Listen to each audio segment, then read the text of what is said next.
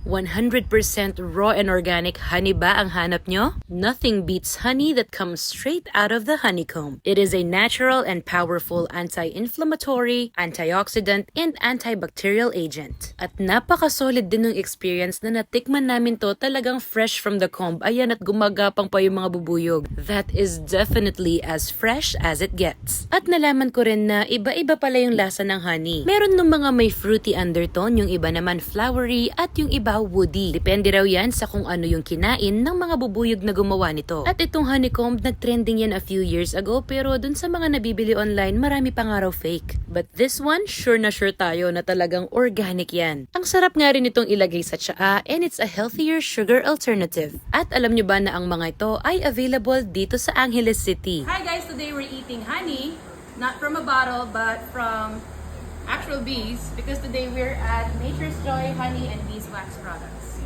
Isa sila sa mga pinakaunang nagkaroon ng certification from DOST at sa Organic Certification Center of the Philippines bilang mga legit na taga-produce ng 100% raw, pure, and organic honey. Hello guys, we're here at Nature's Joy Apiary and we're introducing you to our workers here. And we'll open the hive slowly. Here, these are Apis mellifera. These are European honeybees. These bees fly 5-kilometer radius. Look at the honey.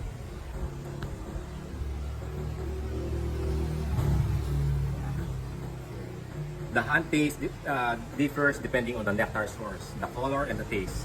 Sila rin ay patuloy pang nag-aaral at nagtuturo rin tungkol sa beekeeping both sa Philippines at internationally. Nagsimula lang daw ito as a passion for them at para na rin meron silang sariling source ng honey. Pero ngayon, bukod sa kanilang small business, isa na rin sila sa mga nag-educate sa maraming Pilipino about beekeeping. Alam nyo ba na very beneficial to kung meron kang garden or kung isa kang farmer? Kasi mas dadami yung mga flowers at bunga ng mga pananim mo dahil nga actively napopollinate sila ng mga bubuyog. Sila nga rin yung nagse-setup ng mga colony para sa mga artista or politicians na gusto na rin magsimulang mag-beekeeping. Pati nga yung iilang mga major hotels nagpapasetup na rin sa kanila. And when they do that, they also make sure na i-educate kanya properly para alam mo kung papaano alagaan yung mga bees. Ito yung kanilang product na 100% organic honey. And apart from that, meron din silang mga skincare products and cosmetics na gawa rin sa honey and beeswax na talaga namang good for the skin. Yung mother nga daw nila continuously gumagamit ng mga products na to. And let me tell you, yung skin ni mother, sobrang ganda. Expected naman natin na meron silang honey, kasi nga meron silang bees. Pero apart from that, meron din tayong mga skincare products na gamit nila dito yung beeswax and yung mga other things na nakukuha natin from the bees, hindi lang honey. Meron tayo nitong lip balm, and if you would see, meron siyang beetroot. Ito yung pigment niya, so natural din. Meron siyang variant na peppermint, and then they have honey and turmeric soap. Merong serum, meron ding lip and cheek stain. Meron din silang lip scrub, and all of that is organic. I'm the kind of person who goes for skincare rather than makeup, because you'd rather like nourish your skin, and organic products are always the best choice.